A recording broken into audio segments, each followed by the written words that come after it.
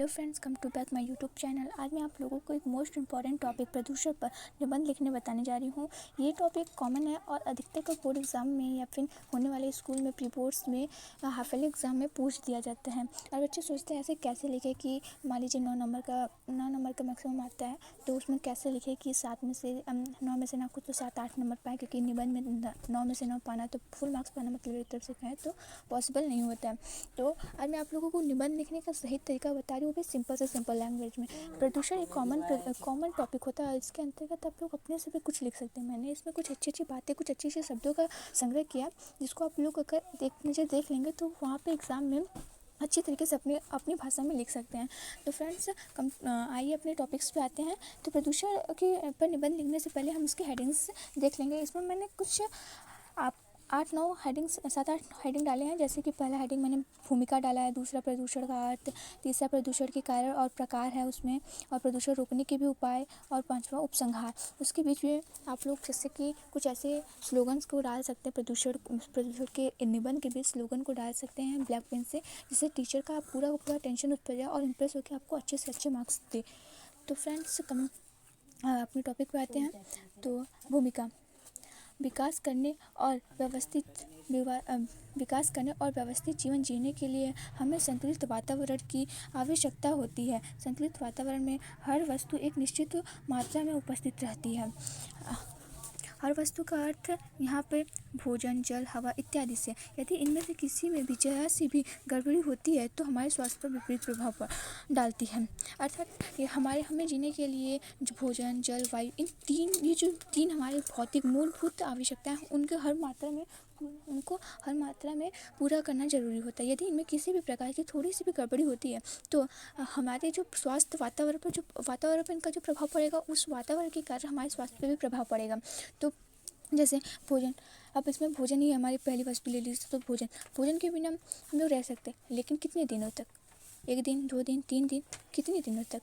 भोजन तो ज़रूरी है जीने के लिए। जल के बिना जीवन तो संभव ही नहीं है। और तीसरा ऑप्शन आता है हमारा हवा मोस्ट इम्पॉर्टेंट है, क्योंकि सांस लिए बिना इंसान तो जिंदा ही नहीं रह सकता। तो इन सारी चीज़ें जो हमारे हर वस्तु का अर्थ भोजन, हवा, जल, इन तीनों में अगर जरा सी भी गड़बड़ी होती है तो हमारे स्वास्थ्य पर विपरीत प्रभाव डालती है वातावरण। तो वातावरण प्रदूषण की भूमिका में इतने टॉपिक्स हम इतना 4-5 लाइन लिख सकते हैं। फिर उसके बाद टॉपिक आते हैं प्रदूषण का अर्थ वायुमंडल या वातावरण का अस्वस्थ होना। अब वायुमंडल या वातावरण का अस्वस्थ होना मतलब कि उनमें प्रदूषकों की मात्रा जो बहुत अधिक हो जाना, वायुमंडल अत्यधिक प्रदूषित हो जाना, तो वो वायुमंडल का अस्वस्थ होना कहलाएगा। पृथ्वी पर उपस्थित जीवों के लिए असंतुलित वातावरण की आवश्यकता होती है, जिसमें से हर तत्व एक निश्चित मात्रा में उपस्थित रहते हैं। यदि इनमें से किसी में भी जरा सा भी संतुलन हो जाए तो असंतुलन हो जाए तो वातावरण विषैला हो जाता है। यही प्रदूषण कहलाता है। ये हमारा प्रदूषण का अर्थ हो जाएगा। मैंने भूमिका के टॉपिक्स को उठाकर पर्यावरण का अर्थ में डाला है, कि इसमें भी मैंने वही चीज़ लिखा है, जैसे कि इसमें हर तत्व की एक निश्चित मात्रा में उपस्थित रहती है। इसमें किसी भी प्रकार में जरा सा भी असंतुलन हो जाए तो पर्यावरण विषैला हो जाएगा। जैसे कि मैंने ऊपर वाले टॉपिक्स में यहाँ पर लिखा था कि एक निश्चित मात्रा में इन सबकी आवश्यकता निश्चित मात्रा में उपस्थित और रहती है। तो ये दोनों हमारे टॉपिक्स हो गए, भूमिका और प्रदूषण का अर्थ। अब हम लिखेंगे प्रदूषण के कारण और प्रकार। जनसंख्या और उद्योगों के बढ़ने के साथ साथ प्रदूषण में भी वृद्धि हो रही है।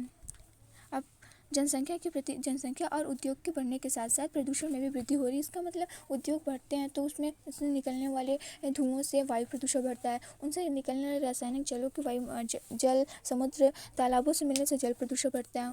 उनसे उद्योग धंधे से बड़ी बड़ी मशीनें होती हैं, उनसे निकलने वाली ध्वनियों से, कठोर ध्वनि से ध्वनि प्रदूषण भी बढ़ता है। तो ये लाइन आप लिखेंगे तो ज़्यादा अच्छा लगेगा। जनसंख्या उद्योगों के बढ़ने के साथ साथ प्रदूषण में भी वृद्धि हो रही है। एक लाइन लिखने के बाद आप लिख दीजिएगा प्रदूषण के 3 प्रकार है मुख्यतया: जल प्रदूषण, वायु प्रदूषण, ध्वनि प्रदूषण। इसके अलावा भी मृदा प्रदूषण और आधुनिक रेडियोधर्मी प्रदूषण, इस तरह आप लिख सकते हैं। लेकिन मैंने मुख्यतः 3 प्रदूषण जो होते हैं, जल, वायु और ध्वनि, इन तीनों के बारे में डिफाइन किया है।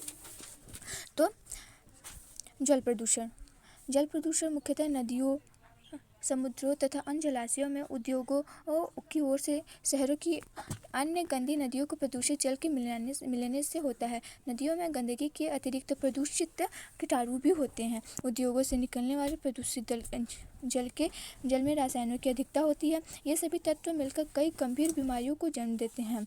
इतने लाइन आप नॉर्मली एक जैसे कि ऐसा लिखिए जैसे टीचर को लगे कि किताब बच्चा कुछ पढ़ के आया, तो कुछ किताबी लैंग्वेज में आप लिख सकते हैं। उसके बाद इसके अलावा भी आप जल प्रदूषण में लिख सकते हैं कि जैसा कि हम जानते हैं कि हमारे शरीर का 70%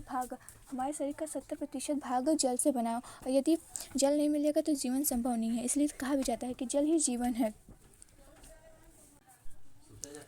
वायु प्रदूषण उद्योगों की चिमनियों से निकलने वाले जहरीले धुओं और सड़कों पर चलने वाले वाहनों से निकलने वाले प्रदूषकों के धुओं के कारण होता है। अर्थात वायु प्रदूषण चिमनियों से निकलने वाले धुओं का वायु वातावरण से मिलने से और मोटर वाहनों से निकलने वाले धुओं से वायु प्रदूषण बढ़ता है।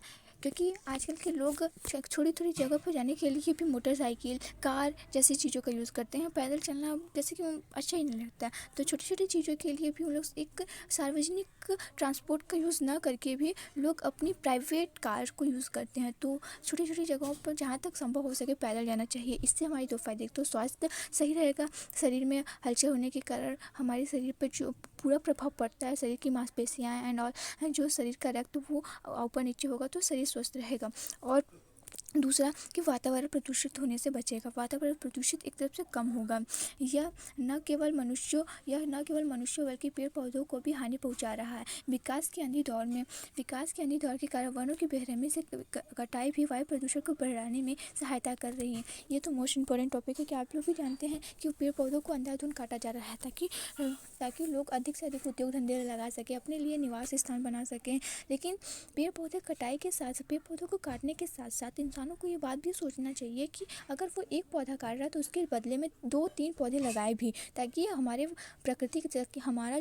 ज़िंदगी की जो दौड़ है उससे प्रकृति का भी संतुलन बना रहे। प्रकृति के साथ एक सबसे कह सकते हैं, प्रकृति के साथ समन्वय करके हम अपनी ज़िंदगी जी सकते हैं। यदि प्रकृति ही नाराज़ हो जाएगी, अगर प्रकृति ही प्रदूषित हो जाएगी तो हमारा स्वास्थ्य कैसे सही रह सकता है? आप बताइए, सोचने की बात है ना। इंसान अपने पैसों के दौर में कुछ ना कुछ किया जा रहा है। पौधों को कहीं काट रहा है तो कहीं वहाँ काट रहा है, तो कहीं कुछ कर रहा है तो कोई कुछ कर, कहीं गड्ढे खोद रहा है, ज़मीन से सोना चांदी निकाल रहा है। सब कुछ ज़रूरी है, लेकिन प्रकृति के साथ संतुलन बना के, ये नहीं कि अपने लालच में, अपनी लालसा में सब कुछ किए जा रहे, प्रदूषण पूरा पर्यावरण ही नष्ट कर देंगे। यदि पर्यावरण ही नष्ट हो जाएगा तो हमारा स्वास्थ्य, हमारी ज़िंदगी इस पृथ्वी पर संभव कैसे रहेगी? कैसे पृथ्वी अन्य ग्रहों से अलग कहलाएगी? तो ये सारी चीज़ें आप लिख सकते हैं। और इसमें आप एक अच्छा सा स्लोगन भी वायु प्रदूषण में डाल सकते हैं कि जहरीली हवाओं से सबको है अगर बचाना तो ज़्यादा से ज़्यादा पेड़ है लगाना। ये लाइन आप, ये जो आंधी दौड़ के कारण वनों की बेरहमी से कटाई भी वायु प्रदूषण को बढ़ाने में सहायता करी। इस लाइन को लिखने के बाद ये लाइन लिखेंगे और इसके बाद स्लोगन जो बोला मैंने आपको कि जहरीली हवाओं से सबको है अगर बचाना तो ज़्यादा से ज़्यादा पेड़ है लगाना, ये स्लोगन लिख के ब्लैक पेन से नीचे इसके नीचे इस टॉपिक के नीचे यहाँ पे ऐसे डबल इन्वर्टेड करके लिख के, फिर उसके बाद ये अपना टॉपिक अगला ध्वनि प्रदूषण शुरू कीजिएगा तो ज़्यादा अच्छा लगेगा। ध्वनि प्रदूषण वाहनों के निकलने वाले शोरों, घरों तथा सार्वजनिक स्थलों में बजने वाले टेप रिकॉर्डर्स की आवाज़ इत्यादि से होता है। इसके कारण बहरेपन की समस्या उत्पन्न हो रही है। प्रदूषण को रोकने के उपाय है, ये हमारा एक टॉपिक है, इसको हम लोग टॉपिक बना देंगे, प्रदूषण के रोकने के उपाय। इस खतरे से बचने के लिए उपाय कर लिया जाए जिससे आने वाली जनसंख्या को प्रदूषण के खतरों से बचाया जा सके। इसके लिए सबसे पहले जनसंख्या को नियंत्रित करना होगा। मतलब कि यदि जो प्रदूषण बढ़ रहा है, प्रदूषण के खतरे को हम लोग भाप सकते हैं। प्रदूषण के कारण हम लोग को जितना खतरा हो रहा है वो भी हम लोग समझ रहे हैं, तो आने वाली पीढ़ी को इन खतरों का सामना ना करना पड़े, तो इसके लिए हम लोग प्रदूषण को कम करने की पूरी कोशिश हम लोग को एक तरफ से प्रदूषण को कम करने के लिए कोशिश करनी चाहिए, ताकि हमारी आने वाली जो पीढ़ियां हैं उनको प्रदूषण जैसे एक महामारी, कह लीजिए तो प्रदूषण जैसे एक गंभीर समस्या का सामना न करना पड़े। तो ये हमारे हो जाएंगे। उसके बाद हम लोग लिख सकते हैं जल प्रदूषण को समाप्त उपाय लिख रहे हैं तो लिख सकते हैं कि जल प्रदूषण को का रोकने के उपाय। ये हम लोग अलग से भी हेडिंग डाल सकते हैं कि जल प्रदूषण के रोकने के उपाय। फिर वहाँ पे हम लोग ये डाल देंगे कि जल प्रदूषण को समाप्त करने के लिए कारखाने को इस बात के लिए राजी करना होगा कि वे नदियों को अपने कारखानों के कचरों को नदियों में अपने कारखाने के कचरे को बहाने न दे। पेट्रोल में मिलाए जाने वाले शीशे की मात्रा को कम करनी चाहिए। वृक्षारोपण पर ध्यान देना होगा और ऊर्जा के गैर व्यापारिक स्रोतों की खोज करनी पड़ेगी। ये सारे टॉपिक्स हम लोग लिख सकते हैं। उसके बाद उसके अंतर्गत पैराग्राफ चेंज करके आप ये लिख दीजिएगा कि अत्यधिक प्रदूषण फैलाने के वाले कारखानों वाहनों यहाँ पर ठुका हुआ है वाहनों इत्यादि के पर प्रतिबंध लगाना पड़ेगा। नली नाले इत्यादि के गंदे और रसायन युक्त जल को स्वच्छ करके बिजली बनाने का काम करना होगा, जिससे कि हमारा जो जल है, जल की मात्रा खत्म जल जो हमारा है वो बच सके। गंदे नालों के जलों को रसायन युक्त बनाकर उससे बिजली उत्पन्न करके हमारे घरों में बिजली सप्लाई करके लोगों को बिजली की सुविधा प्रदान कर सके। जो छोटे छोटे गाँव में जिनके गाँव में बिजली नहीं है, तो ये करके हमारे दो फायदे होंगे। ऐसा करके गंदे नालों के जल को रसायन युक्त जल को प्रदूषित शुद्ध करके उनसे बिजली बनाकर लोगों को एक तो बिजली मिलेगा, तो उनके अंदर प्रोत्साहन बढ़ेगा। और दूसरा कि हमारे जो जल की मात्रा है, जो जल बेकार हो रहे थे, उनका एक तरह से दोबारा प्रयोग हो रहा है, पुनर्निर्माण हो रहा है, पुनः प्रयोग हो रहा है एक तरफ से कह लीजिए। तो ये हमारे टॉपिक्स हो गए। उसके बाद हमारा आखिरी टॉपिक है उपसंहार में। यद्यपि सरकारी स्तर पर पर्यावरण को सही रखने और प्रदूषण को रोकने के कई उपाय किए गए, लेकिन यह तब तक नहीं रुक सकेगा जब तक यह जन जन का आंदोलन न बन जाए। पर्यावरण के प्रति सभी को जागरूक होना चाहिए, क्योंकि किसी एक के जागरूक होने से पर्यावरण के प्रदूषण को रोका नहीं जा सकता। लेकिन हाँ, एक के जागरूक होने से रोका नहीं जा सकता, पर हर एक के जागरूक होने से ये ज़रूर रोक सकता है। तो हम लोग को कोशिश करनी चाहिए कि हम लोग उन लोगों की संख्या में ना गिने जाएँ कि जो लोग प्रदूषण को बढ़ाने में और जिनका नाम प्रदूषण को बढ़ाने वालों में से है। हम लोग को कोशिश करना चाहिए कि हमारा नाम उनमें से हटकर उन लोगों की लिस्ट में आए जो प्रदूषण को बढ़ने से रोक रहे हैं। ये नहीं सोचना चाहिए कि अगर वो कर रहे हैं तो हम भी तो कर रहे हैं। एक लोग मान लो सिर्फ मैं कपड़ा धो रही हूँ, तो मेरे ही धोने से पूरा नदी थोड़ी ना गंदा हो जाएगा। ऐसा सोच के सब लोग करने लगे कि सिर्फ मेरे ही करने से नहीं होगा, सब लोग मान जाए तो मैं भी मान जाऊँ। पहले आप मानिए, फिर सबको एडवाइस दीजिए, क्योंकि अगर आप ही में वो अवगुण रहेंगे तो दूसरे से अगर आप कहेंगे ना, तो आपके मुंह पे वो बेइज्जती आपकी करेगा कि खुद को कभी देखे नहीं है, एडवाइस देने आ गए। तो ये बात पहले खुद के अंदर हम लोग को स्वीकार करनी होगी कि पहले हम लोग अपने अंदर पर्यावरण को स्वच्छ रखने का जो आंदोलन हमारे सरकार के द्वारा किए जा रहे हैं, उन सबको पूरी तरह से अपने शरीर में लागू करें। और उसके बाद दूसरों को हम लोग ये बात समझाएं, तो उन लोग ये बात समझेंगे कि क्या सही है क्या गलत। ये सारी बातें उन लोग को भी समझ में आएंगी। जब आपको देखेंगे, आपके कामों को देखेंगे, तो उसका प्रभाव देखेंगे, तो धीरे धीरे थोड़ा पर उनको समझ भी जरूर आएगा। लेकिन ये सब तभी जब हर का आंदोलन न बन जाए। पर्यावरण के प्रति जागरूकता के लिए स्वदेशी संस्थाएं तथा व्यक्तिगत प्रयास दोनों ही अत्यंत आवश्यक है। ये लाइन आप बहुत अच्छी तरीके से लिख दीजिएगा, तो बहुत मतलब कि उपसंहार के आप लाइन्स को अच्छे से एक तरफ से कह लीजिए, तो दिमाग में बैठा लीजिए, क्योंकि मैंने बहुत अच्छे टीचर्स क्या करते हैं, पहले प्रस्तावना हेडिंग्स देखते हैं, बीच के टॉपिक्स को इतना अच्छे से नहीं कवर करते, लेकिन पहले यानी कि प्रस्तावना और दूसरा आखिरी मतलब कि उपसंहार, इन दोनों हेडिंग्स को अच्छे से पढ़ते हैं और बीच में तो थोड़ा बहुत नज़र घुमा लेते हैं, उनके हेडिंग्स को देख लेते हैं। और जितने से जितना अच्छा हेडिंग्स आप लिखे रहेंगे, अच्छा क्या कह लीजिए, ज़्यादा से ज़्यादा हेडिंग्स, हर हेडिंग्स में ज़्यादा आपको नहीं लिखना है, हर हेडिंग्स में 3 से 4 लाइन बस, लेकिन हेडिंग्स की मात्रा अधिक है, संख्या उनकी क्वांटिटी अच्छी होनी चाहिए।